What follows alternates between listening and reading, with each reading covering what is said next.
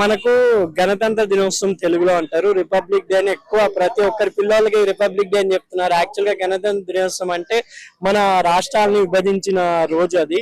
అప్పుడు బ్రిటిష్ వారి పాలన నుండి August 15 కి మనకు స్వాతంత్రం వస్తే January 26 వచ్చి రాష్ట్రాన్ని గణన చేశారు కాబట్టి గణతంత్ర దినోత్సవం అంటారు. నిజంగా ఓన్లీ అదే రోజు మటుకు మనకు కాకుండా ఎవ్రీ డే ఎవ్రీ మినిట్ దేశభక్తి ఉండాలని నేను కోరుకుంటున్నాను. ఇప్పుడు ఖాళీ అదే రోజు పిల్లలకి జెండాలు ఇచ్చేసి చాక్లెట్లు ఇచ్చేసి పెద్ద పెద్ద మంత్రులు కొంతమంది మినిస్టర్లకు అయితే జెండా కలరు పైన గ్రీన్ ఉంటుందా కింద ఇది ఎల్లో సారీ ఏమంటే ఆరెంజ్ ఉంటుందా కూడా తెలియదు. అలా ఉంది మన దేశము. నిజంగా చెప్పాలంటే మన గణతంత్ర దినోత్సవమే కాదు, ఎవ్రీ మినిట్ ఎవ్రీ డే దేశభక్తి ఉండాలి. ఎందుకంటే ఇప్పుడు సిగ్నల్ రెడ్ ఉంటది, రెడ్ సిగ్నల్ ఉన్నా కూడా ఒక పక్కనోడు ఆగినా కూడా చూడకుండా జమ్మని అటు సైడ్ బండ్లు వచ్చి కూడా వెళ్ళిపోతా ఉంటారు. అది దేశభక్తి అనిపిస్తుందా?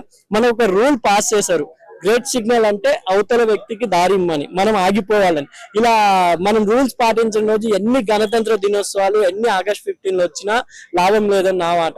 లాభం కావాలంటే అదే ఒక్కరోజు ఏదో స్పీచ్ ఇచ్చేసి దేశం కోసం మనం రక్తం ఇచ్చాలి చిందించాలంటే మన కోసం ఆర్మీ వాళ్ళు ఎంతో మంది ఆ రోజు వాళ్ళకి గుర్తింపుగా కూడా మనం చేసుకోవచ్చు. ఎందుకంటే మనకి ఆర్మీ పీపుల్స్ మనం ఇంత హ్యాపీగా నిద్రపోతున్నాం అంటే వాళ్ళ దేశభక్తి నిజమైన దేశభక్తి. వాళ్ళ దేశభక్తి ముందర మన దేశభక్తి ఏంటి అనేది. ఇప్పుడు ఎవరైనా ఆర్మీ పీపుల్స్ కి అమ్మాయినా ఇస్తున్నారా?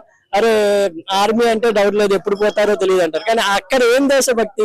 నామకే వాస్తే దేశభక్తి ఇక్కడ అందే తప్ప నిజమైన దేశభక్తి 24 hours ఉండాలి. డే బై ఫస్ట్ మనకు మినిట్ దేశభక్తి అంటే ఎదుటి వారికి సాయం చేయడంలోనే దేశభక్తి ఉండాలని నా అభిప్రాయం.